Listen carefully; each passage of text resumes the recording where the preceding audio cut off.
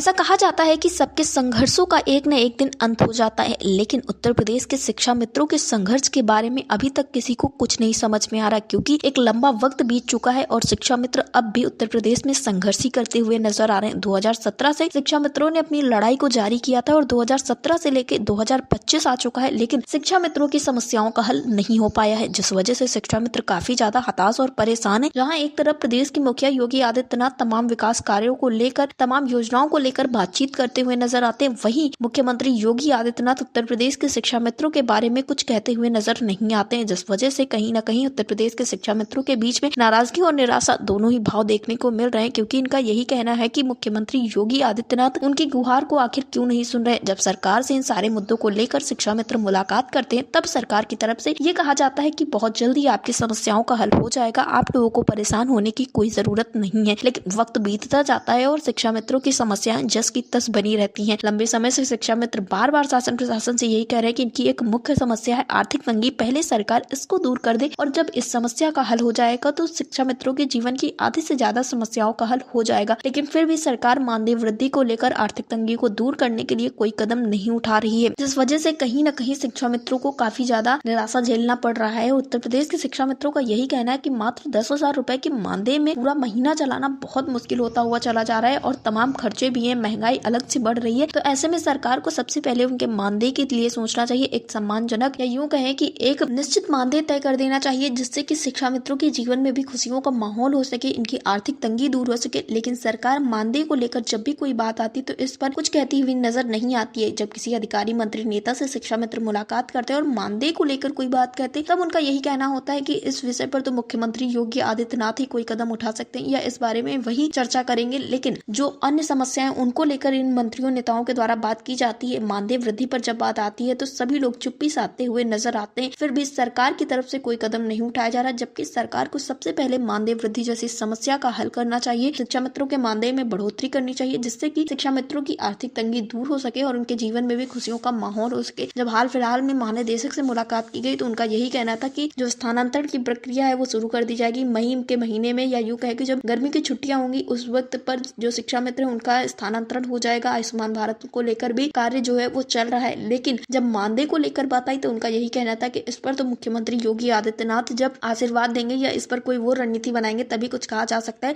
अभी फिलहाल मानदेय की वृद्धि को लेकर उनके पास कोई भी संदेश नहीं है, या यूं कहें कि उनके पास कोई भी ऐसी बात कहने के लिए नहीं है कि जिससे शिक्षा मित्रों का मनोबल बढ़ाया जा सके। शिक्षा मित्र लगातार मानदेय वृद्धि को लेकर शासन प्रशासन से गुहार लगा रहे हैं, लगातार यही अपील कर रहे हैं कि अब उनके मानदेय में बढ़ोतरी कर दी जाए। लेकिन आप देख सकते हैं कि सरकार की तरफ से इन सारे मुद्दों को लेकर हिला हवाली ही की जा रही है। डेस्क रिपोर्ट, अटल टीवी।